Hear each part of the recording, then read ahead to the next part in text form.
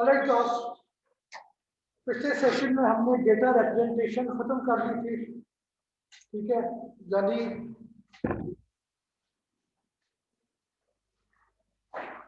हमने basically discuss किया था कि कैसे आपके न्यूमेरिक और टेक्स्ट डेटा रिप्रेजेंट होता है। उसके अलावा इमेजेस और ऑडियो, साउंड और वीडियो कैसे रिप्रेजेंट होती है। कंप्रेशन इंपॉर्टेंट क्यों है और कैसे की जाती है, यानी text compression, image compression, video compression और ऑडियो कंप्रेशन जो है उनमें क्या फर्क है और कैसे उस फर्क को इस्तेमाल करके कंप्रेस किया जाता है। ठीक है, साथ हमने देख लिया था कि डिजिटल और एनालॉग के अंदर क्या फर्क है। ठीक है, और उसके डिफरेंट हमने एग्जांपल देखे थे सिग्नल के और जो डेटा स्टोर किया होता है। ठीक है, तो ये हमने रिप्रेजेंटेशन वाला पार्ट कर दिया। अब आपने याद रखें कि जो भी कंप्यूटर में काम होता है वो इन सम फॉर्म ऑफ डेटा को रिप्रेजेंट कर रहे होते हैं। ठीक है, और रिप्रेजेंट करने के बाद उसे कैसे मैनिपुलेट करना है, कैसे प्रोसेस करना है। ठीक है, तो डेटा रिप्रेजेंटेशन डिटरमिन करती है कि वो कैसे किया जाएगा। ठीक है, अब हमने थोड़ा हायर लेवल पे जाते हैं। बेसिकली इस कोर्स में हम बिल्कुल ही नीचे से ऊपर के लेवल की तरफ जाएंगे। यानी सबसे पहले आपकी इंफॉर्मेशन, आपका डेटा जो आपके किसी भी कंप्यूटर सिस्टम के कोर पे होता है। अब नेक्स्ट लेवल है आपकी हार्डवेयर, कि आपका जो बेसिक लेवल पे हार्डवेयर है वो कैसे बनी होती है किसी भी कंप्यूटर। और हम आहिस्ता आहिस्ता ऊपर की तरफ मूव करें, कि बिल्कुल एंड पे हम एप्लीकेशन की तरफ चले जाएंगे। अभी हम बेसिकली बहुत ही नीचे की, बहुत ही इंट्रिकेट डिटेल में जा रहे हैं कि आपके कंप्यूटर की डेटा स्टोर कैसे होता है, इस्तेमाल कैसे होता है, और उसे प्रोसेस करने के लिए जो हार्डवेयर है वो किस तरीके से बनती है। ठीक है, तो आज जो हमने चैप्टर शुरू करना है वो गेट्स एंड सर्किट्स का है। ठीक है, बेसिकली आपका जो भी मॉडर्न कंप्यूटर होता है वो ट्रांजिस्टर्स से बना होता है। यानी उसके हार्ट में जो चीज है, जो हार्डवेयर है, वो ट्रांजिस्टर्स है। मल्टीपल ट्रांजिस्टर्स को आप ग्रुप टुगेदर करके एक गेट बनाते हैं। गेट के ट्रांजिस्टर के अभी आप क्लियर करेंगे, अभी समझाता हूँ मेरा। ठीक है, तो ट्रांजिस्टर्स को ग्रुप टुगेदर करके आप गेट बनाते हैं, और मल्टीपल गेट्स जो होते हैं वो बेसिकली इस्तेमाल करके आपका एक सर्किट होता है। और सर्किट वो चीज है जो कि आपकी सारी प्रोसेसिंग कर रही होती है। ठीक है, और मल्टीपल सर्किट्स को आप इकट्ठे जब जोड़ते हैं तो आपका एक कंप्यूटर होता है। ठीक है, तो ट्रांजिस्टर की बात करें, ये आपको नजर आ रहा है इमेज में। बेसिकली ट्रांजिस्टर है over a period of time, यानी शुरू में ट्रांजिस्टर जो है वो बड़े ह्यूज डिवाइसेस है जो कि टॉप पे आपको नजर आ रहा है।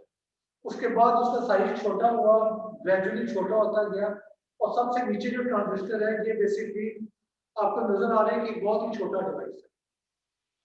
और जो एक्चुअल प्रोसेसर में जो चिप्स के अंदर ट्रांजिस्टर लगे होते हैं वो इतने बड़े बड़े ट्रांजिस्टर नहीं होते। वो ट्रांजिस्टर बेसिकली आपके, आप समझ जाएंगे, माइक्रोस्कोपिक डिवाइस, यानी एक पॉइंट जितने एरिया के ऊपर आपके million and million of transistor fit आ जाते हैं। इतना छोटा साइज होता है उसका। ठीक है, और यानी ये आपको बता रहे हैं कि आपका जो आजकल चिप्स होते हैं उस पर एक पॉइंट जितने एरिया के ऊपर 100 मिलियन ट्रांजिस्टर और उससे भी ज्यादा ट्रांजिस्टर हो सकते हैं। ट्रांजिस्टर होता क्या है बेसिकली, हमने क्या बात की थी शुरू में कि आपका कंप्यूटर जो है वो बेसिकली करंट को स्टोर कर रहे हैं। हाई वोल्टेज और लो वोल्टेज जो है उसमें डिफरेंशिएट कर रहे हैं। हाई वोल्टेज आपका 1 है, लो वोल्टेज आपका 0 है। ठीक है, अब क्या स्टोर करना है, क्या स्टोर नहीं करना, किस चीज को आपने फ्लो करने देना है, किसके फ्लो को रोक देना है, तो ये जो फ्लो को कंट्रोल करने वाला काम है ये ट्रांजिस्टर करते हैं। ठीक है, यानी ट्रांजिस्टर में बेसिकली क्या होती है, इमेज में आप देखें तो ये जो बीच वाला ट्रांजिस्टर है इसकी 3 पिन है।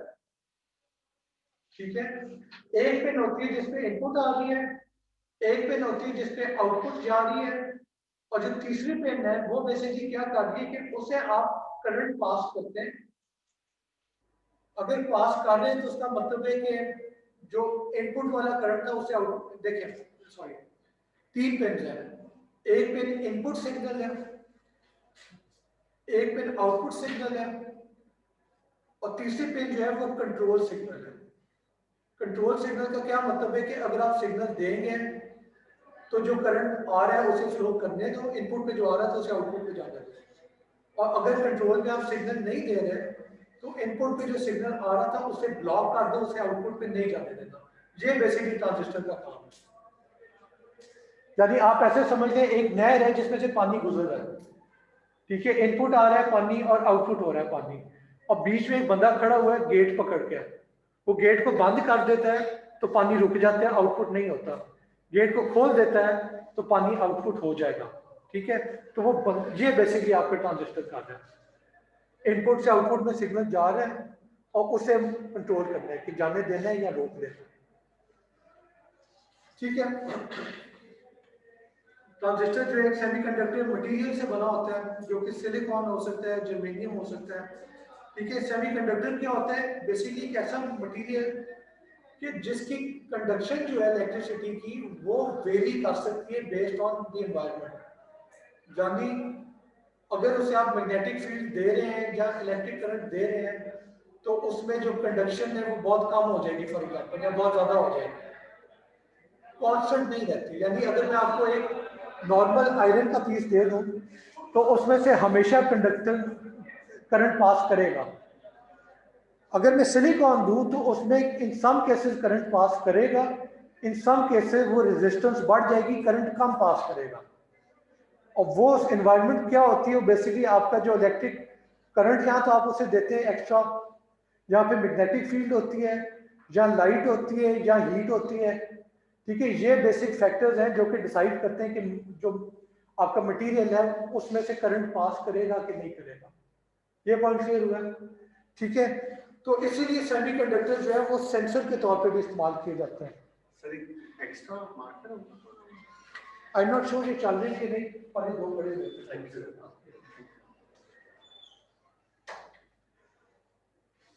ठीक है।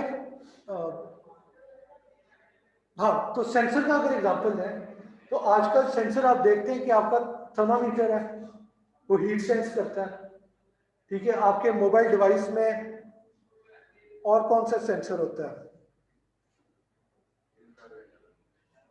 लाइट सेंसर हो सकता है कि लाइट अगर आ रही है तो आप ऑन कर देंगे, लाइट नहीं आ रही तो ऑफ होगा फॉर एग्जाम्पल। अच्छा, आपके जो ट्रैफिक लाइट्स होती हैं उसमें क्या होता है कि अगर लाइट, यानी कुछ जो इंटेलिजेंट डिवाइसेस होते हैं उसमें क्या होता है, एक सेंसर लगा होता है, अगर एनवायरनमेंट में लाइट ज़्यादा है, ठीक है, तो वो सेंसर सेंस कर लेगा और जो आपकी ट्रैफिक लाइट है वो बंद हो जाएगी। ट्रैफिक लाइट की, सॉरी यार, जो स्ट्रीट लाइट्स होती हैं, ठीक है। और अगर अंधेरा हो गया है तो सेंसर सेंस कर लेगा कि अंधेरा है और वो जो लाइटें उनको ऑन कर देगा। ये पॉइंट क्लियर हुआ है, ये एक सेंसर का एग्जांपल है। तो वो सेंसर बेसिकली वर्क कैसे कर रहे होते हैं, वो इसी बेसिस पे कर रहे होते हैं कि आपका एक ऐसा मटेरियल है जिसमें से करंट पास कर रहे हैं, कितना कर रहे हैं, कम कर रहे हैं कि ज्यादा कर रहे हैं, वो चीज वेरी करती है डिपेंडिंग ऑन कि उस पर लाइट कितनी पड़ रही है, या उसके इर्द गिर्द मैग्नेटिक फील्ड कितनी है, या उसे आप करंट कितना दे रहे हैं, या उसमें हीट कितनी जा रही है, ठीक है। तो वो जो वेरिएशन होती है करंट के अंदर उसे मेजर करके आप डिसाइड कर लेते हैं कि लाइट एनवायरनमेंट में ज्यादा है कि कम है, हीट एनवायरनमेंट में ज्यादा है कि कम है। ये पॉइंट क्लियर हुआ, ठीक है। तो ये बेसिक सेंसर का सेमीकंडक्टर का यूज है एज ए सेंसर। कोई और एग्जांपल है सेंसर का, कोई और आपके ख्याल में जहां पे सेंसर इस्तेमाल होता हो? हाँ जी, अवन में हो सकता है, गैस हो सकता है, आपके अवन होते हैं वो बता रहे होते हैं कि कितना टेम्परेचर है, ठीक है। वो टेम्परेचर कैसे बताते हैं, उसके अंदर एक सेंसर लगा हो सकता है और जो जो हीट इंक्रीज करती है उसके अंदर जो करंट फ्लो कर रहा है उसकी वैल्यू चेंज हो सकती है। तो वो चेंज ऑफ करंट जो है उसे आप मेजर करके डिसाइड कर सकते हैं कि कितना टेम्परेचर है। Good example. और कुछ? हाँ जी, ठीक है, वो भी टेम्परेचर आ गया। उसके अलावा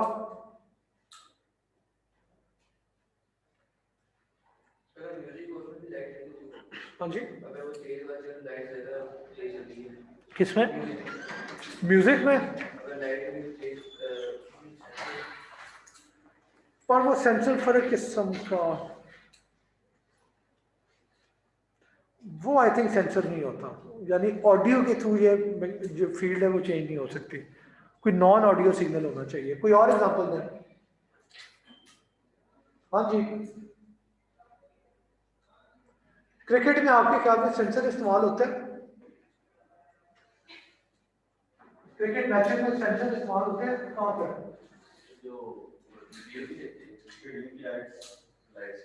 स्टेडियम की लाइट्स होती हैं और कहीं पे लाइट तो चलो टाइम के मुताबिक शो है।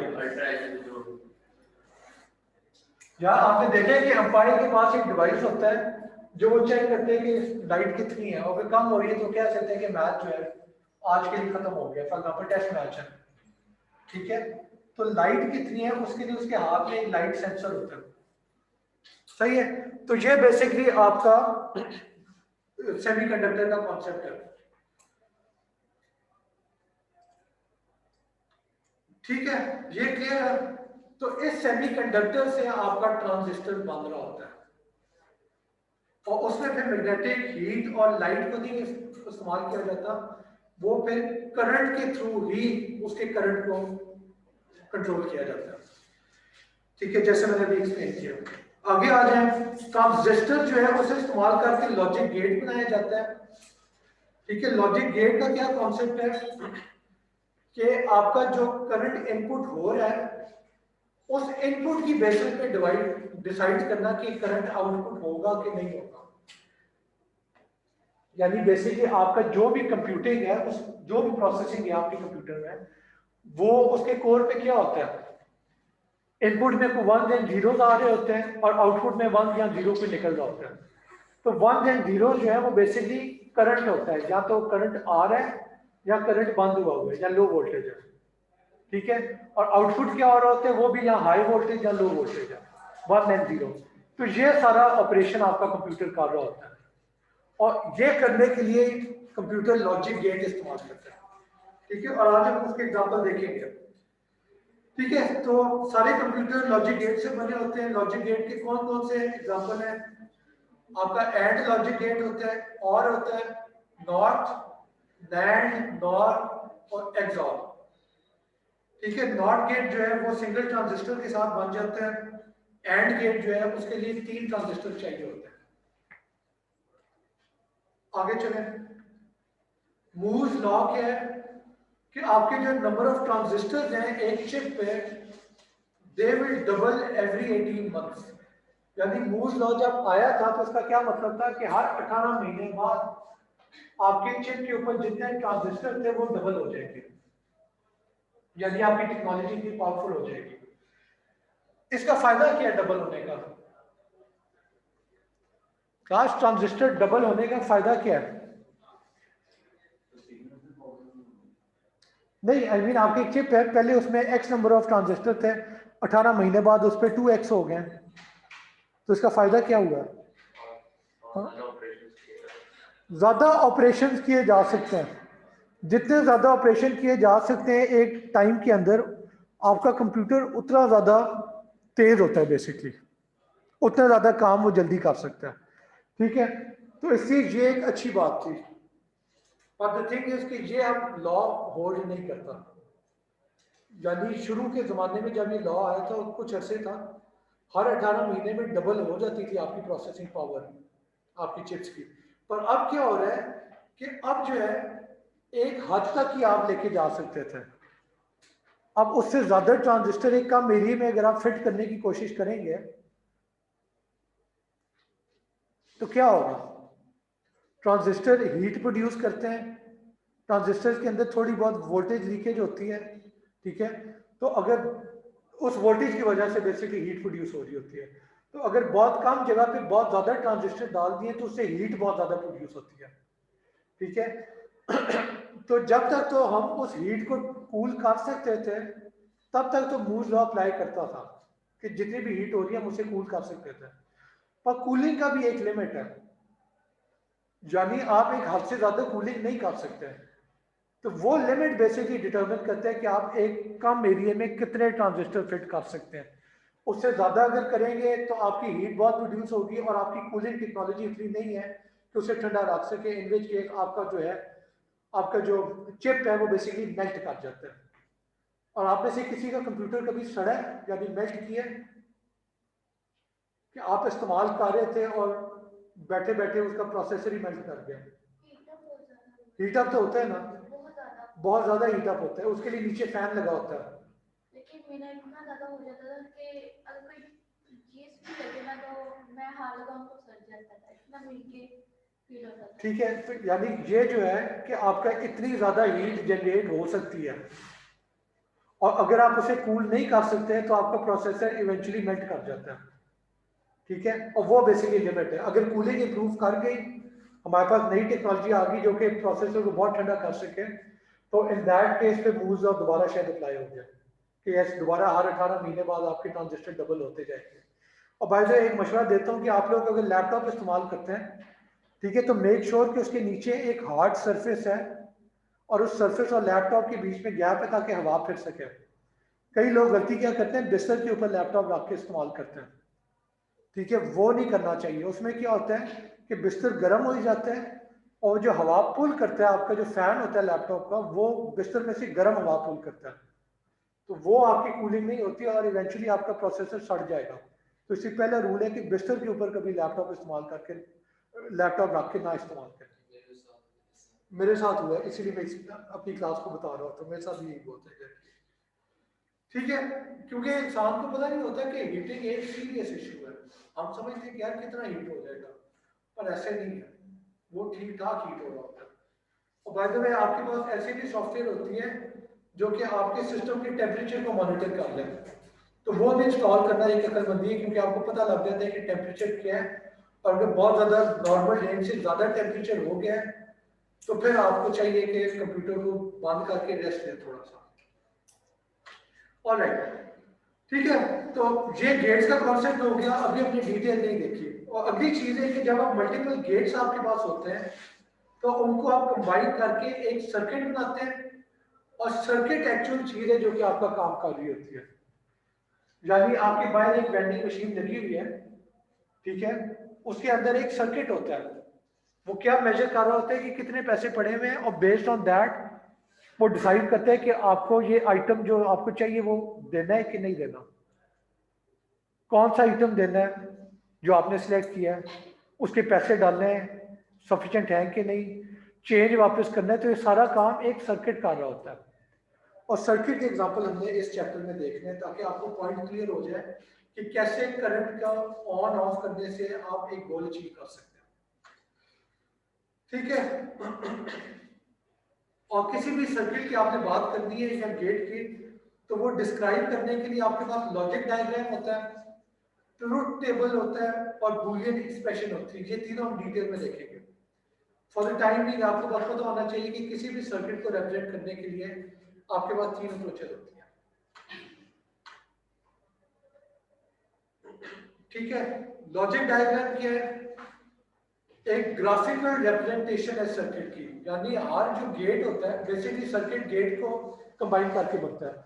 तो हर गेट को आप एक सिंबल असाइन करते हैं, और उन सिंबल से आप एक सर्किट बनाते हैं, शो करते हैं ग्राफिकली कि इस गेट की क्या इनपुट आ रही है और किस और गेट को ये इसकी आउटपुट जा रही है। वो बेसिकली आपके एक कॉम्बिनेशन होते हैं जो कि लॉजिक डायग्राम रिप्रेजेंट करता है। ट्रूथ टेबल, और ये डिटेल देखेंगे। ट्रूथ टेबल क्या होता है कि आपकी जो भी इनपुट वैल्यू है, उन इनपुट वैल्यूज की बेसिस पे आउटपुट क्या होगी। यानी दो इनपुट से दोनों जीरो है तो आउटपुट क्या होगी, उन दो में से एक जीरो है एक वन है तो आउटपुट क्या होगी। तो ये सारा जो है ट्रूथ टेबल आपको दिखा रहा होता है। और तीसरी चीज है बूलियन एक्सप्रेशन। ये एक मैथमेटिकल एक्सप्रेशन होती है जिसके थ्रू आप एक पूरी इक्वेशन, एक पूरी एक्सप्रेशन के थ्रू आप एक सर्किट को रिप्रेजेंट कर सकते हैं। ठीक है, जितनी इनपुट्स होंगी उसे आप रिप्रेजेंट करते हैं यूजिंग वेरिएबल्स। ठीक है, और एक उसकी आउटपुट, जब मल्टीपल आउटपुट है तो उन्हें भी आप रिप्रेजेंट करते हैं यूजिंग वेरिएबल्स। ठीक है, इसका भी एग्जांपल देखेंगे। पहले गेट्स की डिटेल करना है। ठीक है, तो नॉट गेट क्या होता है? नॉट गेट बेसिकली एक ऐसा, आप समझ लें, ट्रांजिस्टर है। एक्चुअली नॉट गेट एक ऐसा गेट है, ठीक है, जिसमें एक इनपुट होगी और एक आउटपुट होगी। ठीक है, इनपुट अगर जीरो है तो आउटपुट वन होगी, यानी उसका उल्टा होगा। इनपुट अगर वन है तो आउटपुट 0 हो जाएगी, उससे उलट होगी। ठीक है, ये बेसिकली नॉट गेट कर रहा होता है और इसी वजह से नॉट गेट को इन्वर्टर भी कह रहे होते हैं। यानी करंट आ रहा है तो उसे रोक देगा, करंट नहीं आ रहा उसे जाने देगा। ये बेसिकली उसकी लॉजिक है। और नॉट गेट एक ट्रांजिस्टर के थ्रू आप इंप्लीमेंट कर सकते हैं। कैसे? ट्रांजिस्टर में हमने देखा था कि 3 पिन्स थी, जो मैंने एग्जांपल शो किया था। एक इनपुट पिन थी, एक आउटपुट पिन थी और एक कंट्रोल पिन थी। तो इनपुट पे तो करंट आई जा रहा है, अब उस करंट को आउटपुट पे जाने देना है कि नहीं जाने देना, उसके लिए जो कंट्रोल वाली पिन थी उसे आप करंट या देते हैं या रोक देते हैं, और उससे जो सिग्नल जा रहा है based on that signal transistor decide करते हैं कि जो इनपुट वाली सिग्नल था उसे आउटपुट होने देना है कि नहीं होने देना। ठीक है, तो ये नॉट गेट का कॉन्सेप्ट है। इसका लॉजिक डायग्राम क्या है? एक ट्रायंगल है फॉलोड बाय सर्कल, और इस सर्कल को नॉट बबल कहते हैं। बेसिकली ये सर्कल एक रिप्रेजेंटेशन है, बता रहा होता है कि हमने नॉट इस्तेमाल किया है। और भी गेट्स हैं जिनके आगे आप सर्कल लगाते हैं तो उसका मतलब है कि उस गेट के आगे आपने नॉट लगाया हुआ है। ठीक है, हम आगे एग्जांपल देखेंगे। तो ये सिंबल है, एक ट्रायंगल है फॉलोड बाय सर्कल। इसमें एक इनपुट है ए और एक आउटपुट है एक्स। इनपुट 0 है तो आउटपुट 1 है, ट्रूथ टेबल में जो लिखा हुआ है। इनपुट 1 है तो आउटपुट 0 है, ये भी ट्रूथ टेबल में लिखा हुआ है। और बूलियन एक्सप्रेशन क्या है इसकी कॉरेस्पॉन्डिंग? वो है x is equal to a not या a प्राइम या a बार भी कहते हैं। इसका क्या मतलब है कि a में जो भी वैल्यू है उसका उलट x में आ जाएगा। क्लियर है क्लास? अगले गेट पे है, अगला गेट एंड गेट है। एंड गेट में 2 इनपुट्स होती हैं और एक आउटपुट होती है। ठीक है, ये लॉजिकल डायग्राम देख लें। एक डी बना हुआ है, उसमें 2 इनपुट्स है ए और बी, और सिर्फ एक आउटपुट निकल रही विच इज एक्स। ठीक है, इसका ट्रूथ टेबल क्या है? एंड गेट पे आपने याद रखना है कि एंड होना चाहिए। एंड का क्या मतलब है कि अगर दोनों वैल्यूज 1 है इनपुट की, a is 1 and b is also 1, तो फिर आपकी आउटपुट 1 होगी। अगर a और b में से कोई भी एक इनपुट 0 है या दोनों इनपुट 0 है, तो इन दैट केस जो आपकी आउटपुट है वो 0 होगी। ठीक है क्लास, ये चीजें आप बस अभी समझ लें।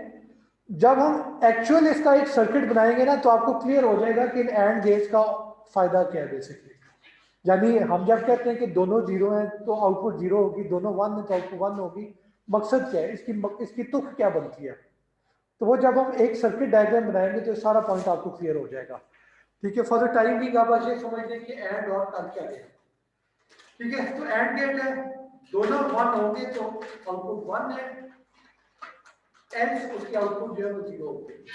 और इसका बूलियन एक्सप्रेशन क्या होता है? x equal to a dot b, या a मल्टीप्लाई बाय b आप कह सकते हैं। तीसरा होता है और गेट। और गेट में क्या होता है कि a और b में से कोई भी 1 है तो आपकी आउटपुट 1 होगी।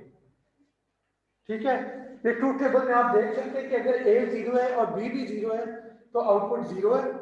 अगर a 0 है b 1 है तो आउटपुट 1 है, a 1 है b 0 है तब भी आउटपुट 1 है, और a 1 है b 1 है तब भी आउटपुट 1 है। ठीक है, ये और गेट होता है। एंड और में क्या फर्क है कि एंड के ट्रू होने के लिए दोनों इनपुट्स का ट्रू होना लाजमी है, और में आउटपुट ट्रू होने के लिए दोनों में से कोई एक भी अगर ट्रू है इनपुट तो आपकी आउटपुट ट्रू होगी। और का सिंबल क्या है? ये एक ट्रायंगुलर सा डी है जिसमें 2 इनपुट्स आ रही हैं, ए बी, और एक आउटपुट जा रही है। और इसका बूलियन एक्सप्रेशन क्या होता है? x equal to a plus B. Multiply and के केस में होता है, प्लस का जो सिंबल है वो और के केस में इस्तेमाल होता है। Any questions class? ऑलराइट, ठीक है, तो ये हमने 3 गेट्स कर लिए। नॉट बेसिकली इन्वर्ट कर देता है, एंड कि दोनों 1 है इनपुट तो फिर 1 है वरना नहीं है, और कि दोनों में से एक भी 1 हो गया तो आपके आउटपुट 1 है। चौथा जो गेट है वो एक्सऑर है। एक्सऑर में क्या होता है कि ए और बी में से सिर्फ एक 1 और 1 0 होगा तो फिर आपकी आउटपुट 1 होगी। अगर दोनों 0 है या दोनों 1 है तो आपके XOR की आउटपुट जो है वो 0 होगी। यानी XOR के केस में क्या होता है कि अगर दोनों इनपुट जो है वो फर्क है, A और B है, दोनों अगर आपस में मैच नहीं करती तो आउटपुट 1 होगी, दोनों अगर मैच करती हैं तो आउटपुट 0 हो जाएगी। ठीक है, इसका सिंबल क्या है? और वाले सिंबल है, पर उससे पहले एक उसकी जो बेस है उस पर एक और लाइन डली हुई है, आपको नजर आ रहा है। ठीक है, यानी और के आगे और के साथ अगर आप ये वाली लाइन लगा रहे हैं तो दैट मीन वो एक्स और का सिंबल है। ठीक है, चलो, और इसके लिए जो बूलियन एक्सप्रेशन होती है वो a प्लस बी होता है, तो प्लस के इर्द गिर्द एक सर्कल बना हुआ है। अगर सर्कल नहीं बना हुआ तो इसका मतलब है वो और है, और अगर सर्कल बना हुआ है प्लस के इर्द गिर्द तो इसका मतलब है कि वो एक्स और है। ठीक है, यानी बेसिकली एक एक्स्ट्रा आपने लाइन डाल दी है। Any questions?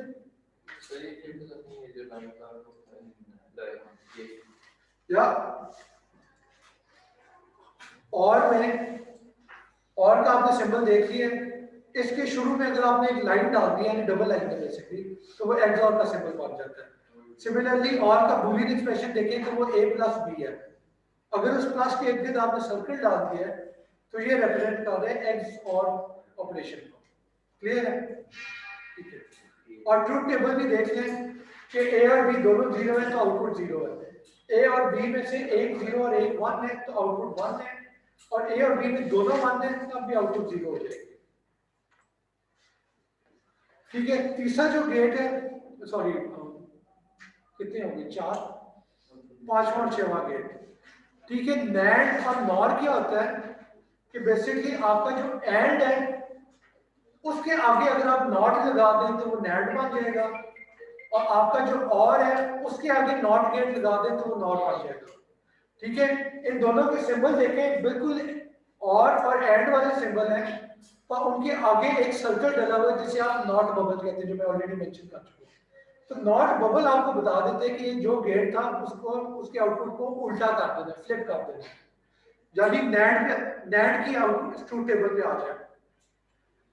एंड का ट्रूथ टेबल क्या था, मैं इधर लिख देता हूं। एंड की अगर बात करें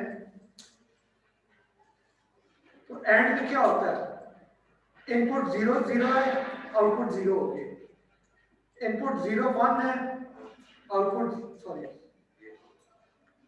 0 1 है, आउटपुट 0 होगी, आउटपुट 1 0 है, आउटपुट 0, आउटपुट 1 1 है तो आउटपुट 1 होगी। पर नैंड का मतलब है कि इसको उल्टा कर देना, तो ये एंड की है, नैंड की क्या होगी, 0 0 पे आउटपुट 1 होगी, 0 1 पे आउटपुट 1 होगी, 1 0 पे आउटपुट 1 होगी, और 1 1 पे आउटपुट 0 हो जाएगी, जो आपको नजर आ रहा है। समझ आइए, नैंड और एंड में क्या फर्क है कि एक एंड गेट की जो भी आउटपुट है उसे अगर आप फ्लिप कर रहे हैं, उल्टा कर रहे हैं, तो वो नैंड गेट कर रहे हैं। और यही चीज आप नॉर में भी करते हैं। नॉर के केस में क्या हो रहा है, अगर आप और गेट देखें तो और गेट में क्या था, 0 0 इनपुट है तो आउटपुट 0 है, 0 1 इनपुट है आउटपुट 1 है, 1 0 आउटपुट 1, और 1 1 पे भी आउटपुट 1 है। ठीक है, ये पॉइंट क्लियर हो गया। नॉर जो है वो इसका उल्टा हो जाएगा, यानी 0 0 पे और की आउटपुट अगर 0 थी तो नॉर की आउटपुट 1 हो जाएगी, 0 1 पे और की आउटपुट 1 थी तो नॉर की 0 हो जाएगी, जो कि आपको ट्रुथ टेबल से नजर आ रहा है। 1 0 पे भी और 1 था तो नॉर 0 हो जाएगा, और 1 1 पे और 1 था नॉर 0 हो जाएगा, जो कि आपको ट्रुथ टेबल में नजर आ रहा है। ठीक है, तो ये और आपने एडिशनल 2 गेट कर लिए जो कि नैंड और नॉर है। ठीक है, कहा तो ये बेसिकली सारे गेट्स हैं जो कि आपका कोई भी सर्किट होता है वो इन गेट्स की बेसिस पे ही बना होता है, और ये गेट किस चीज के बने होते हैं, ट्रांजिस्टर्स के, यानी एंड और एंड गेट क्या है, ट्रांजिस्टर्स है, OR gate, NAND gate, NOR gate, XOR gate, NOT gate, ये सारे गेट ट्रांजिस्टर से ही बने होते हैं। मल्टीपल ट्रांजिस्टर से, और नॉट जो है वो एक ट्रांजिस्टर से बना होता है। आगे आ जाए तो प्रेसिडेंस का क्या कॉन्सेप्ट होता है कि अगर आपके मल्टीपल गेट्स एग्जिस्ट कर रहे हैं एक्सप्रेशन में, तो उस एक्सप्रेशन में कौन सा वाला पहले इवेल्युएट होगा। तो सबसे पहले नॉट इवेल्युएट होता है। अगर एक एक्सप्रेशन में नॉट एंड और एग्जिस्ट करते हैं तो पहले नॉट ऑपरेट होगा, उसके बाद एंड ऑपरेट होगा, उसके बाद और वाली चीज होगी। ये आप समझ लें जो मैथ्स में हम बॉड मैथ्स करते थे, मैथ्स में क्या होता है, अगर मैं आपको कहूं 5 + 2 × 10, तो उसका मतलब है कि पहले 2 × 10 होगा, उसका रिजल्ट +5 हो रहा होगा। तो वही चीज आपकी बूलियन एक्सप्रेशन में भी होती है कि अगर आपके पास नॉट एंड और एग्जिस्ट करते हैं तो पहले नॉट हो रहा होगा, फिर एंड हो रहा होगा, उसके बाद और हो रहा होगा। ठीक है, अगला पॉइंट है कि नैंड और नॉट गेट्स जो है दे रिक्वायर ओनली 2 ट्रांजिस्टर्स, और एंड और गेट जो है दे रिक्वायर 3 ट्रांजिस्टर्स। ठीक है, ये पॉइंट बताना जरूरी क्यों था कि देखें अगर आप एंड और गेट इस्तेमाल कर रहे हैं तो आपके चिप के ऊपर मैंने क्या है कि एक सर्टेन नंबर ऑफ ट्रांजिस्टर से ज्यादा नहीं हो सकते। ठीक है, तो अब उस चिप के ऊपर अगर आप सिर्फ एंड गेट इस्तेमाल कर रहे हैं और गेट इस्तेमाल कर रहे हैं तो वो ज्यादा फिट आएंगे, या अगर आप नैंड और नॉर इस्तेमाल कर रहे हैं ज्यादा कौन से फिट आएंगे। नैंड गेट और नॉर गेट को लिए सिर्फ 2 ट्रांजिस्टर चाहिए, जबकि एंड और के लिए 3 ट्रांजिस्टर चाहिए।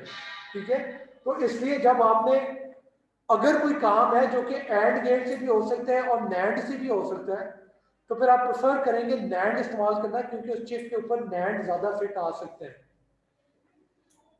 एंड फिट करने एंड कम आएंगे उस चिप के ऊपर। ये पॉइंट क्लियर हो गया। ठीक है, तो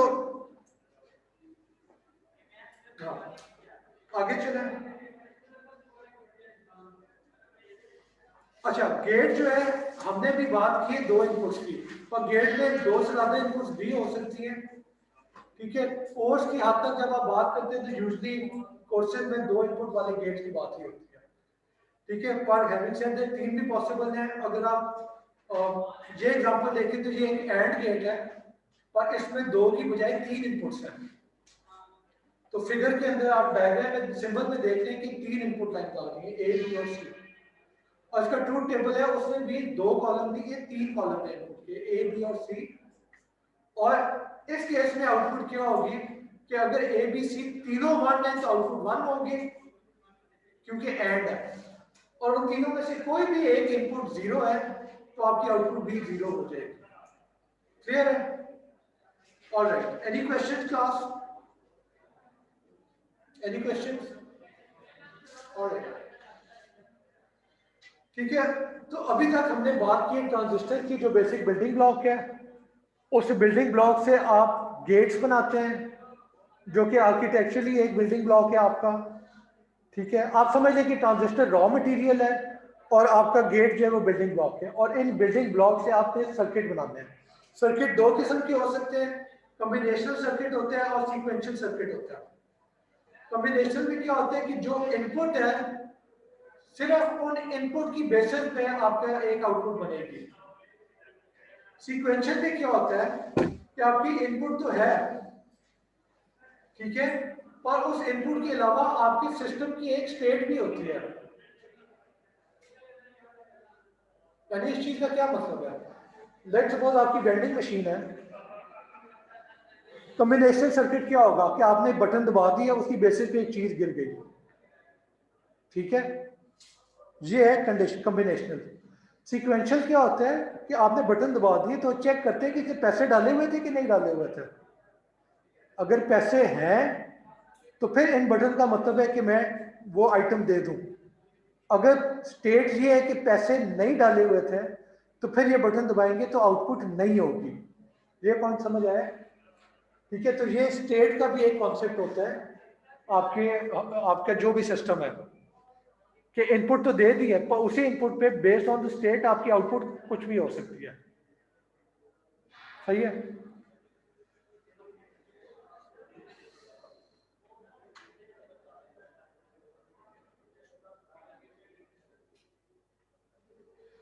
ठीक है, let's suppose logical function can be expressed in several ways, ठीक है, truth table, logical expression, graphical form, ठीक है। लेट्स सपोज एक एग्जांपल है कि हम एक ऐसी हार्डवेयर बनाना चाहते हैं, क्लास हम एक ऐसा सर्किट बनाना चाहते हैं जो कि वोटिंग का है। वोटिंग का क्या मतलब है कि आपकी जितनी भी इनपुट्स हैं उनमें से मेजॉरिटी अगर 1 है, मेजॉरिटी, तो फिर आउटपुट 1 होगी, और अगर मेजॉरिटी 1 नहीं है तो फिर आउटपुट 0 होगी, ठीक है। यानी लेट्स सपोज एग्जांपल है कि आपका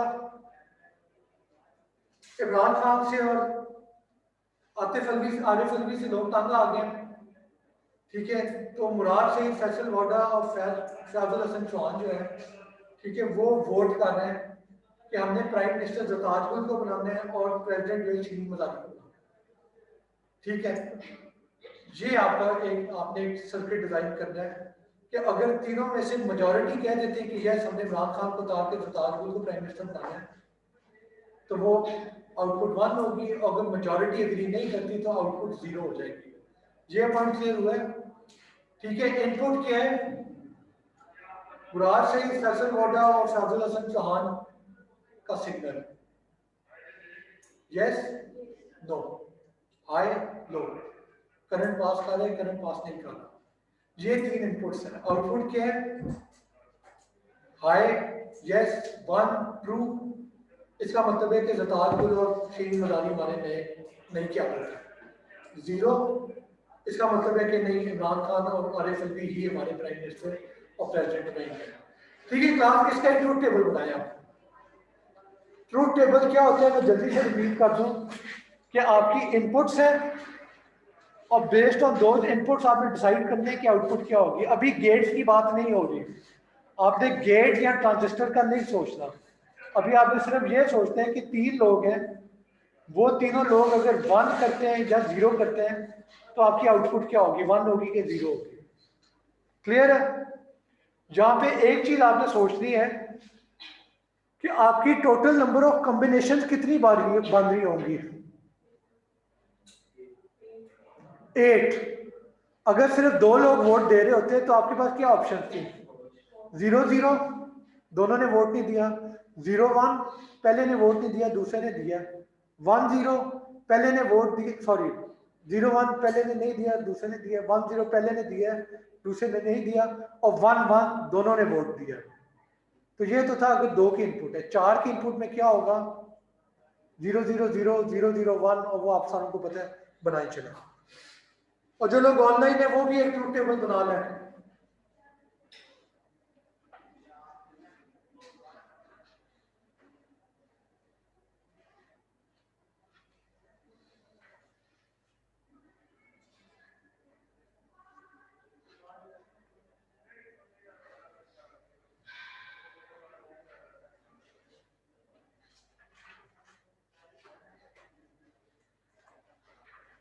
समझ आ गया आप दोनों को, कोई सवाल है, कंफ्यूजन है तो कंफ्यूजन, लास्ट किसी को सवाल की समझ नहीं आई, कंफ्यूजन है तो बेशक पूछ ले।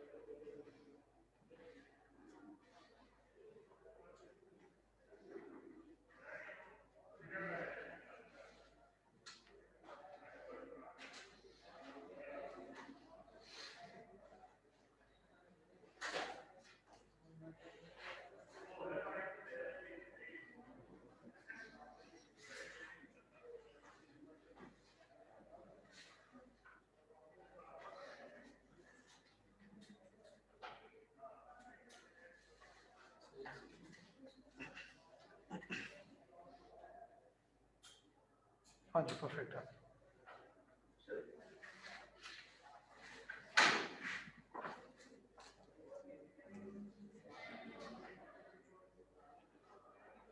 यप, क्लास हो गया सबका? ठीक है, कितनों को समझ नहीं आई हाथ खड़ा कर दें। ठीक है, इसका आंसर डिस्कस कर लेते हैं। ठीक है, क्लास यहाँ पे देखें, आपकी 3 इनपुट्स हैं। ये लेट्स सपोज कौन था, मुराद सईद का वोट, ये फैसल वोडा का वोट, और तीसरा जो है वो चौहान का वोट, काबिल हसन चौहान। और ये जो है यहाँ पे डिसाइड हो रहा है कि लीडरशिप चेंज करनी है कि नहीं करनी है। ऑलराइट, एक पॉसिबिलिटी है कि तीनों जो है वो रिजेक्ट करते हैं, तीनों कहें कि हमने वोट नहीं देना इन दोनों को, हम इमरान खान और आरिफ अलवी से खुश हैं। तो इन दैट केस आउटपुट क्या होगी? 0, कि हमने एक्सेप्ट नहीं किया, जो है वही रहेगा। दूसरी ऑप्शन हो सकती है कि मुराद सईद और फैसल वोडा जो है वोट ना दें, चौहान जो है वोट दे दें। तो इन दैट केस क्या होगा? मेजॉरिटी ने वोट नहीं दिया, मेजॉरिटी 2 है, 2 या 3 मेजॉरिटी है, एक मेजॉरिटी नहीं है। तो अगर सिर्फ एक ने वोट दिए चेंज करने के लिए तो एंड पे कुछ भी नहीं होगा। तीसरा सिचुएशन है कि फैसल वोडा ने वोट दे दिया, बाकी दोनों ने रिजेक्ट कर दिया, तब भी आपकी आउटपुट 0 होगी, विच मीन कि हमने एक्सेप्ट नहीं किया, चेंज नहीं होगा। अगली ऑप्शन क्या है कि मुराद सईद ने तो वोट नहीं दिया, पर वोडा ने और चौहान ने वोट दे दिया, तो अब 3 में से 2 लोगों ने वोट दे दिया, तो इसका मतलब है मेजॉरिटी अचीव हो गई है और आपकी गवर्नमेंट चेंज हो जाएगी। टॉप पे जो है प्राइम मिनिस्टर जरताज गुल होगी और जो प्रेसिडेंट है वो सलीम मलाकी होगी। क्लियर है? अगली कॉम्बिनेशन क्या है? मुराद सईद ने वोट दे दिए चेंज होने के लिए, पर बाकी 2 ने रिजेक्ट कर दिया, अभी भी मेजॉरिटी अचीव नहीं हुई, इसलिए 0 है। अगली ऑप्शन क्या है कि मुराद सईद और चौहान दोनों ने वोट दिया है, फैसल वोडा ने वोट नहीं दिया, पर मेजॉरिटी अचीव होगी, तो आपका आउटपुट 1 है। तीसरा सिनेरियो है मुराद सईद और वोडा ने वोट दे दिया पर चौहान ने नहीं दिया, तब भी आपकी आउटपुट 1 है। और आखिरी सिनेरियो है कि तीनों ने कह दिया कि इन्हें चेंज कर दो, तब भी आपकी आउटपुट 1 हो जाएगी। क्लास ये पॉइंट समझ आया? ट्रूथ टेबल का मकसद क्या है? अभी हमने किसी गेट की बात नहीं की, हमने सिर्फ ये कहा है कि ये पॉसिबल इनपुट्स हैं और इन पॉसिबल इनपुट्स के कॉरेस्पॉन्डिंग आउटपुट क्या होगी, बस।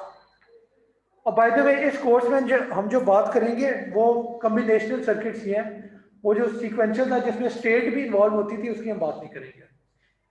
तो हम इसी किस्म के सर्किट्स की बात करेंगे कि 3 इनपुट्स हैं, उन 3 इनपुट्स की क्या वैल्यू हो सकती है और based on that value output क्या होगी, वो सारे के सारे आप लिस्ट करते हैं। क्लियर है? All right. अब ये ट्रूथ टेबल जो है आप रिप्रेजेंट कर सकते हैं यूजिंग लॉजिकल एक्सप्रेशन, जो कि ये है। ठीक है, ट्रूथ टेबल तो आपने खुद बनाया है, आपको पता है कैसे बनाया। लॉजिकल एक्सप्रेशन कैसे बनी है वो हम अभी नहीं कर रहे, बाद में करेंगे। फॉर द टाइम भी आप बस ये समझ लें कि ये जो लॉजिकल एक्सप्रेशन है, ये एक्सप्रेशन इस ट्रूथ टेबल को रिप्रेजेंट कर रही है एग्जैक्टली। इस चीज का क्या मतलब है? सिंपल है। लेट्स सपोज पहली इनपुट क्या थी कि ए बी सी तीनों 0 है, तो आउटपुट क्या होनी चाहिए? 0। ये हम इस इक्वेशन में पुट करते हैं, एक्सप्रेशन में, सॉरी। ए 0 है और बी 0 है। ए बी का मतलब है एंड, ए एंड बी, यानी देखें अगर कहीं पे ए बी लिखा हुआ है, जहां ए डॉट बी आए या ए मल्टीप्लाई बाय बी आए, तो आप समझ जाएं कि वो ए एंड बी की बात हो रही है। ऑन दी अदर हैंड अगर प्लस आ रहे हैं तो इसका मतलब है कि वो और की बात हो रही है। तो खैर सबसे ए एंड बी पहले हो रहा है, तो 0 एंड 0 का आउटपुट क्या होता है? 0 प्लस प्रेसिडेंस का मतलब है कि प्लस बाद में होगा, एंड पहले होगा। तो बी और सी को एंड करें आप, 0 बी है और सी भी 0 है, 0 एंड 0 का आउटपुट क्या होगा? 0 और फिर ए और सी दोनों 0 है, इनको ऐड करें तो क्या होगा 0।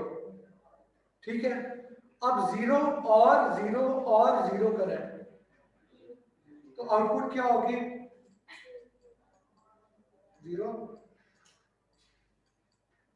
तो इस पूरे फंक्शन की आउटपुट क्या है 0 है, और यहां पे आप देख सकते हैं कि 0 ही था, तो ये ठीक है।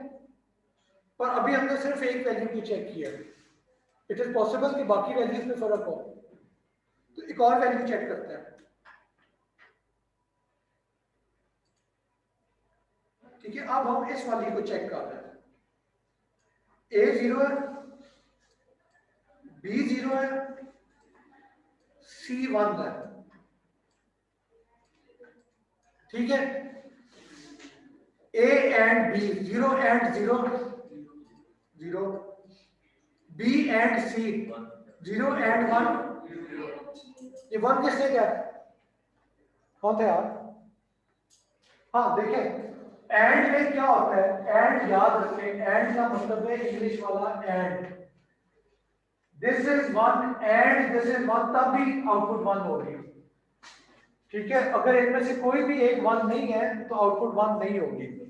और ये होता है कि दिस और दिस, इन दोनों में से कोई एक भी 1 है, आउटपुट 1 होगी। क्लियर है? ठीक है, तो यहां पे जब आप 0 एंड 0 कर रहे हैं तो आउटपुट 0 है, 0 एंड 1 कर रहे हैं तो आउटपुट 0 है, और 0 एंड 1 कर रहे हैं तो आउटपुट यहां पे भी 0 ही है। अब आप इन दोनों को और करेंगे, 0 और 0 0, और फिर इसके रिजल्ट को तीसरे वाली के साथ और करेंगे तो वो भी 0 ही है। तो यानी इस इन तीन वैल्यूज पे इनपुट पे भी आपकी आउटपुट 0 आ रही है, और ट्रूथ टेबल में क्या था 0 था, यहां पे भी ठीक लग रहा है। ठीक है, खैर तीसरी वैल्यू छोड़ दें, चौथी को चेक करते हैं क्या होगा। अब ये देखते हैं कि a 0 है, b 1 है और c 1 है, तो आउटपुट क्या होती है, a 0 है, b 1 है और c 1 है। 0 एंड 1 0, 1 एंड 1 1, और 0 एंड 1 0। अब आप पहली दो का जो रिजल्ट था एंड का उसको और करेंगे, 0 और 1 1। ठीक है, और इस 1 को आप और करेंगे इस AC के रिजल्ट के साथ, तो 1 और 0 1 और 0 1 है। तो इस पूरे एक्सप्रेशन का आउटपुट क्या होगा फॉर दिस इनपुट 1। तो यहां पे आपको नजर आ रहा है कि 1 ही है।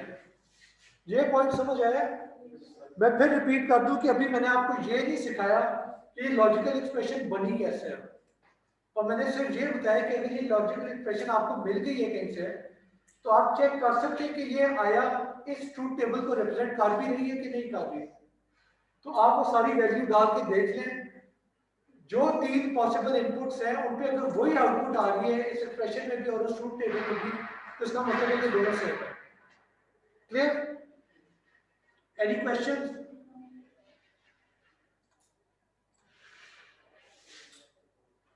ठीक है, तो हमने क्या कर लिया है, हमने मेजॉरिटी वोटिंग की एक एप्लीकेशन बनाई है, एक सर्किट बनाया है, उस सर्किट का हमने ट्रूथ टेबल बनाया है, और उसी सर्किट का हमने एक लॉजिकल एक्सप्रेशन बनाया है, और दोनों सेम है। अब हमने तीसरी चीज करनी है कि एक्चुअली जब आप हार्डवेयर बनाएंगे तो उसमें एंड गेट होगा कि और गेट होगा कि नैंड होगा नॉर होगा, क्या होगा, वो बात हमने अभी नहीं की। ठीक है, ओके, तो वहां पे आप देखते हैं ये तीसरी जो चीज है स्लाइड के ऊपर वो है सर्किट डायग्राम। ये डायग्राम बेसिकली बता रहे हैं कि ए बी और सी को किन गेट्स के थ्रू गुजारना है, और उन गेट्स के थ्रू गुजरते हुए उनकी आउटपुट क्या होगी फिर। ठीक है, मैं फिर कह दूं कि ये सर्किट डायग्राम कैसे बनाए ये हमने अभी तक नहीं किया। ठीक है, और अभी हम चेक कर लेते हैं कि अगर ये किसी तरीके से मिल ही गया है तो अब देखते हैं कि सर्किट डायग्राम ठीक है, ये मेजॉरिटी वोटिंग कर भी रहे कि गलत है। तो उसका क्या तरीका है, वंस अगेन आप वैल्यूज पुट करनी शुरू करते हैं। जैसे लॉजिकल एक्सप्रेशन में हमने एबीसी की वैल्यू डाल के देखा था कि आउटपुट क्या है, उसी तरीके से हम इसमें भी ये कर सकते हैं। यानी लेट्स सपोज पहली आउटपुट इनपुट है ए बी सी, तीनों जीरो है, ए जीरो, बी जीरो, सी जीरो, ठीक है। अब ये इनपुट किस गेट में जा रही है, पहले ए देख लेते हैं। ए जो है, इस डॉट का मतलब है कि तार जुड़ी हुई है, चिपकी हुई है, इन दोनों में करंट फ्लो करेगा। तो एक इनपुट यहाँ पे आ रही है, तो अब यहाँ पे ए लिख दिया विच इज जीरो। दूसरी इनपुट ए की कहाँ जा रही है, इस लॉजिकल गेट में, तो यहाँ पे भी आप देखते हैं जीरो, ठीक है। इसके अलावा कहीं पे ए की वैल्यू जा रही है, नहीं। बी पे आ जाए, बी की वैल्यू कहां जा रही है, पहले इस गेट में जा रही है, जीरो लिखते हैं। दूसरी वैल्यू कहां पे जा रही है, इस गेट में, यहां पे भी जीरो लिखते हैं। इसके अलावा बी की वैल्यू कहीं पे भी नहीं जा रही, ठीक है। तीसरे पे आ जाए, सी, सी की वैल्यू कहां जा रही है, ए इस गेट में जा रही है, तो यहाँ पे आप जीरो लिखते हैं। और तीसरी दूसरी यहाँ पे जा रही है, यहाँ पे भी जीरो लिखते हैं। और तीसरी कहीं पे नहीं जा रही, ठीक है। ये क्लियर हो गया, ए बी और सी और कहीं पे नहीं दाखिल हो गए। अब अगली चीज ये है कि इस एंड गेट की आउटपुट क्या होगी। क्लास ये एंड गेट है, नजर आ रहा है, ठीक है, ओके। अब पहले एंड गेट में अगर दोनों इनपुट जीरो है तो आउटपुट क्या होगी, दूसरे एंड, और ये जीरो जो है ये इस और गेट में जा रहा है। बाय द वे और गेट जो है ये 3 इनपुट और गेट बना दिया मैंने अपना जगह बचाने के लिए, वरना ये भी कर सकता था कि मैं 2 इनपुट वाला और गेट बना के उसकी आउटपुट किसी दूसरे और गेट में डाल दूं, ठीक है। पर वो मैंने नहीं किया, मैंने कहा कि तीनों आउटपुट जो है एक या और गेट में डाल, ठीक है। दूसरा एंड गेट है, उसमें भी इनपुट 0 0 है, तो वो भी 0 आ गया। और तीसरा एंड जो है उसकी आउटपुट इनपुट 0 0 थी, तो उसकी आउटपुट भी 0 है, तो वो भी इस गेट में आ गया। अब इस और गेट में 3 इनपुट्स आ रही है, तीनों 0 है, तो आउटपुट क्या होगी, 0 होगी, ठीक है। इसकी आउटपुट 0 होगी। अब आप देख लें कि ए बी सी तीनों 0 थे, तो इसकी आउटपुट भी 0 ही है, सही है। ये क्लियर है। कोई और एग्जांपल देखते हैं, 0 0 1 का देखते हैं। ए 0 है, ये आप लिख लें। और बाय द वे आप अगर कभी सॉल्व करेंगे तो जैसे मैं कर रहा हूं उसी तरीके से करें, दिमाग में करेंगे तो चांसेस है कि आप गलती कर जाएंगे। तो इसी तरीका होता है कि आप वैल्यू देखिए करके लिखी जाए, हर गेट में क्या इनपुट जा रही है, उसकी क्या आउटपुट हो रही है, वो किस गेट में इनपुट जा रही है, वो सारे आप नंबर लिख लें, आपको नजर आ जाएगा, ठीक है। खैर, तो ये ए जो है ये दोनों में 0 चला गया, बी भी 0 है, तो आपने इन गेट्स में बी की वैल्यू 0 कर दी। सी जो है वो 1 है, दैट मीन कि यहाँ पे 1 आ गया और यहाँ पे 1 आ गया, क्लियर। अब पहले एंड गेट से शुरू करें, दोनों इनपुट 0 है, आउटपुट क्या होगी, दूसरा एंड गेट 0 1, ये भी 0 है। तीसरा एंड गेट, ये भी 0 है। तो इस और गेट में जब 3 0 आएंगे तो इसकी आउटपुट क्या होगी, 0 होगी। और वो आपको नजर आ रहा है कि इस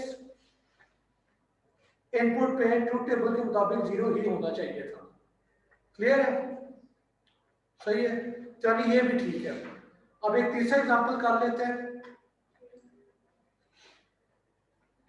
ए 0 है, बी 1 है, सी 1 है। अब क्या होगा, इस गेट में ए 0 आ रहा है और बी 1 आ रहा है, इस गेट में बी 1 आ रहा है और सी 1 आ रहा है, और तीसरे गेट में ए 0 आ रहा है और सी 1 आ रहा है, ठीक है। पहले गेट की आउटपुट 0 एंड 1 0, दूसरे गेट की आउटपुट 1 एंड 1 1, तीसरा गेट 0 एंड 1 0। तो इस और गेट में 2 वैल्यूज तो 0 है, पर एक वैल्यू 1 की भी आ गई है। तो और गेट में हमने कहा था कि अगर एक भी 1 है तो इसका मतलब है कि आउटपुट 1 हो जाएगी। तो इस और गेट की आउटपुट 1 है और ट्रूथ टेबल में भी आउटपुट 1 थी, ये ठीक लग रहा है, ठीक है, तो टाइम बचाने के लिए और ज़्यादा डिटेल में नहीं जाते हैं, पर बाकी वैल्यूज भी आप देख सकते हैं। जो इस ट्रूथ टेबल में वैल्यू इनपुट्स की एक कॉरेस्पॉन्डिंग आउटपुट है, इस सर्किट में वही रिजल्ट होगा, और ये जो लॉजिकल एक्सप्रेशन है उसमें भी वही रिजल्ट आपको मिलेगा। ठीक है, तो बेसिकली ये जो सर्किट है ये एक्चुअल चीज है जो कि आप बनाते हैं एज एन इंजीनियर। ठीक है, जब आपको कोई प्रॉब्लम मिलती है कि आपने वेंडिंग मशीन बनानी है फॉर एग्जांपल, ठीक है, तो आप कहेंगे कि ये ट्रूथ टेबल था उसका, उसकी बेसिस पे आप लॉजिकल एक्सप्रेशन बना सकते हैं, और उसकी बेसिस पे आप फिर एक्चुअल सर्किट बनाएंगे, और ये सर्किट आपने फिर आगे जाके अपने क्लाइंट को बेचना होता है। बेसिकली ये हमारा एंड गोल था और वो हो गया। ठीक है, एक चीज मुझे बताएं कि लॉजिकल एक्सप्रेशन और इस सर्किट में कोई रिलेशनशिप नजर आ रहा है आपको?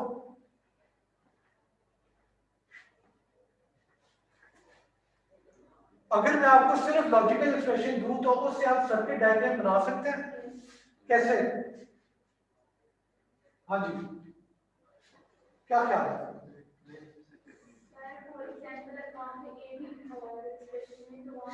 सर्किट में ए 0 जा रहे हैं और जो दूसरा बी है वो भी उसी सर्किट उसी ब्लॉक में जा रहा है। सो नहीं, जो ए बी है वो यहाँ पे क्या है? एक्सप्रेशन में अगर ए बी इस्तेमाल हुआ है तो यहाँ पे कोई ए बी वाली चीज नजर आ रही है आपको? एंड, ठीक है ना? एंड गेट जो है, पहला वाला एंड गेट किस चीज को रिप्रेजेंट कर रहा है? ए एंड बी को। दूसरा वाला एंड गेट बी एंड सी को रिप्रेजेंट कर रहा है, और तीसरा वाला एंड गेट जो है वो ए एंड सी को रिप्रेजेंट कर रहा है। और ये तीन टर्म्स हैं जो कि आपको अपने लॉजिकल एक्सप्रेशन में नजर आ रही है, ए बी, बी सी, ए सी। और इन तीनों को क्या किया जा रहा है? और किया जा रहा है, और वो और आपको नजर आ रहा है कि जो तीन एंड गेट है उनकी जो आउटपुट है वो एक और गेट के अंदर जा रही है। तो ये आपको नजर आ रहा है कि जो लॉजिकल एक्सप्रेशन है उससे आप एग्जैक्ट सर्किट बना सकते हैं। मल्टीप्लाई वाली चीज की जगह पे एंड गेट आएगा, और प्लस वाली चीज की जगह पे और गेट इस्तेमाल हो रहा होगा। सही है? Any questions?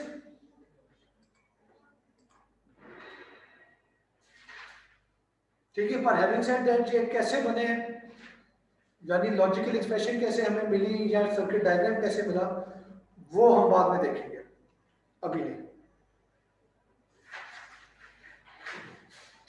ठीक है, लेट्स सपोज अब मेजॉरिटी की बजाय आपने माइनॉरिटी फंक्शन करना है।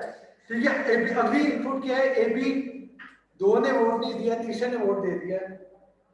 ठीक है, तो मेजॉरिटी जो थी उन्होंने वोट नहीं दिया था, उसके बावजूद पावर में आ गया। ठीक है, तो ये भी है। तीसरा क्या है? ए ने वोट नहीं दिया, बी ने वोट दिया, सी ने वोट नहीं दिया। तो यहाँ पे बेसिकली आपको नजर क्या आ रहा है कि देखिए, मजाक तो अपनी जगह पर, ऑन सीरियस नोट, कि वही एक सर्किट था जो हमने मेजॉरिटी काउंटिंग के लिए इस्तेमाल किया था। अब उसके ट्रूथ टेबल को आप कैसे चेंज कर सकते हैं माइनॉरिटी वोट के लिए, कि माइनॉरिटी अगर किसी को सपोर्ट कर रही है तो वो हमें वो आउटपुट कर देना। ठीक है, तो कोई भी चीज हो, इसके अलावा कोई एग्जांपल दें, आपके ख्याल में क्या ट्रूथ टेबल बन सकता है? कोई और एग्जांपल दें। वेंडिंग मशीन में क्या सर्किट होगा? वेंडिंग मशीन में इनपुट क्या होगी? वेंडिंग मशीन में इनपुट क्या होती है? हाँ, वेंडिंग मशीन इस्तेमाल की है किसी ने, या इस्तेमाल होते हुए देखिए? देखिए, आप बटन दबाते हैं तो उन बटन का जो सीक्वेंस होता है बेस्ड ऑन दैट डिसाइड होता है कि क्या आइटम गिरना चाहिए। ठीक है, या फिर एक और वेंडिंग मशीन में फंक्शन क्या हो सकता है कि आपने पैसे डालने हैं। ठीक है, आपके तीन स्लॉट बने हुए कि 10 रुपए वाला इधर डालने सिक्का, 5 रुपए वाला सिक्का इधर डालना है, और 2 रुपए वाला सिक्का इधर डालना है।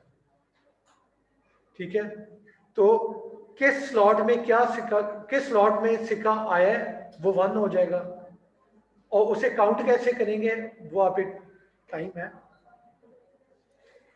यार।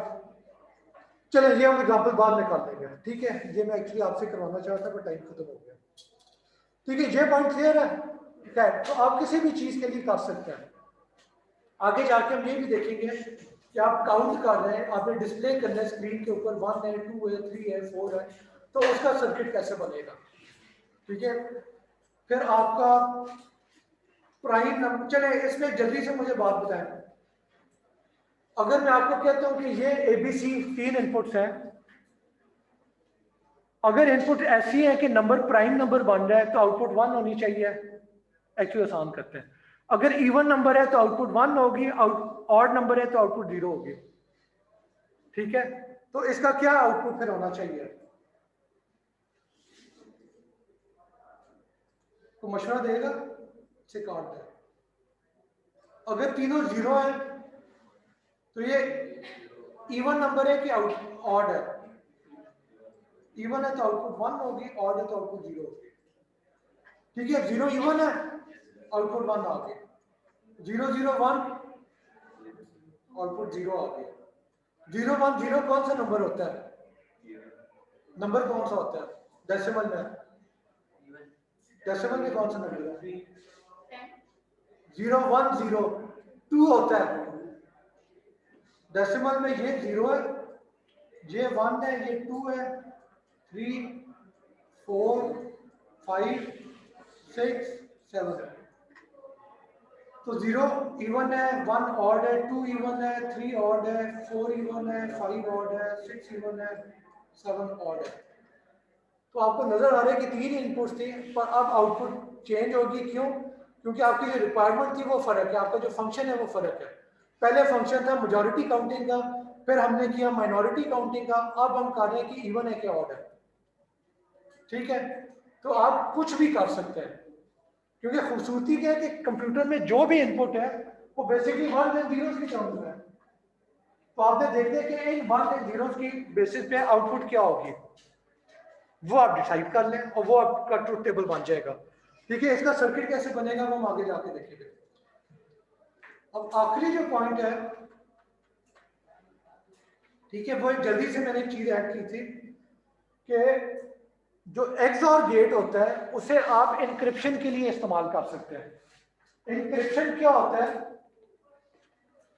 इंक्रिप्शन क्या होती है कि मैंने किसी को मैसेज भेजना है, ठीक है, पर मैं नहीं चाहता कि कोई और उस मैसेज को पढ़ सके, तो मैं जो मैसेज भेज रहा हूं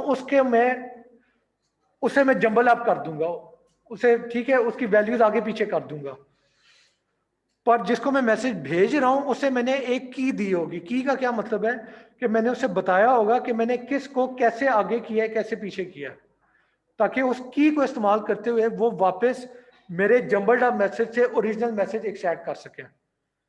पर इनके पास की नहीं है, तो ये अगर मेरा मैसेज इनके पास पहुंच जाते हैं ये पढ़ नहीं सकते, इन्हें समझ ही नहीं आएगी क्या लिखा हुआ है। ठीक है, हाँ, किसमें,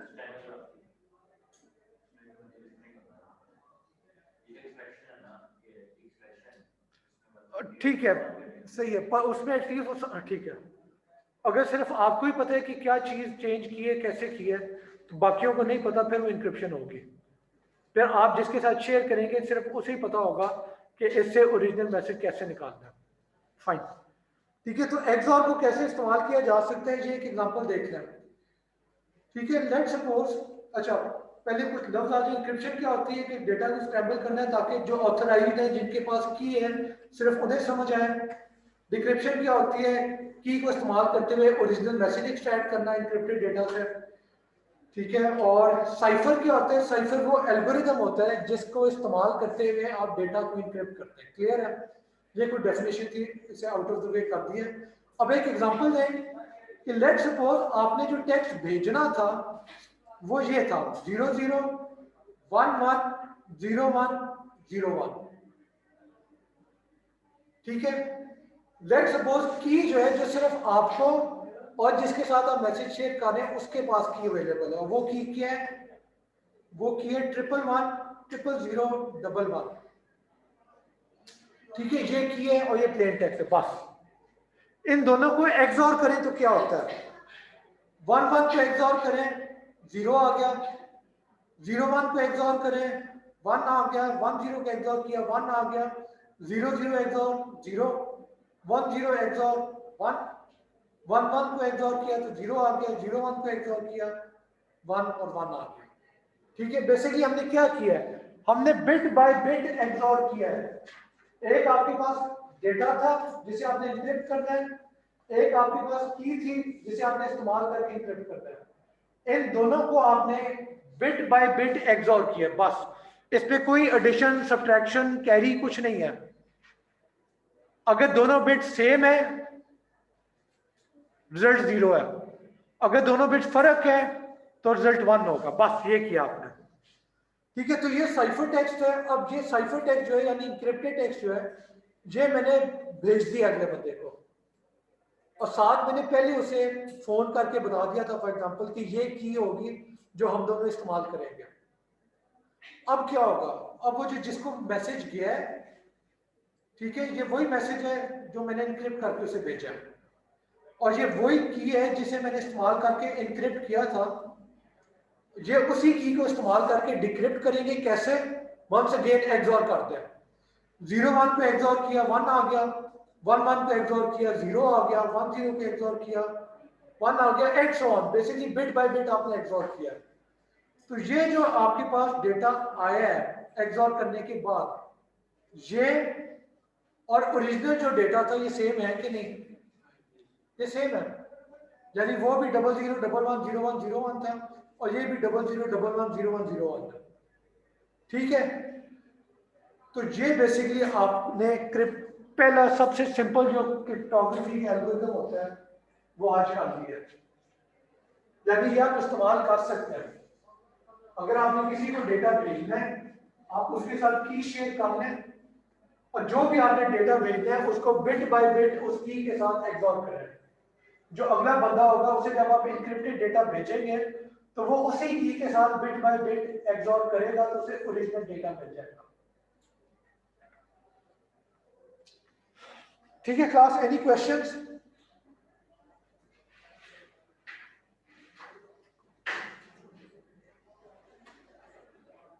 हाँ, एक्सॉर इंक्रिप्शन की समझ आ गई है, यानी मैंने सिंपल एक गेट इस्तेमाल किया है एक्सॉर, और मैंने आपको शो कर दिया कि इसके थ्रू आप इंक्रिप्शन जैसी इंपॉर्टेंट चीज कैसे कर सकते हैं। और ये XOR by the way encryption में काफी इस्तेमाल होता है। है, अगर कोई और क्वेश्चन नहीं है तो फिर दैट्स इट।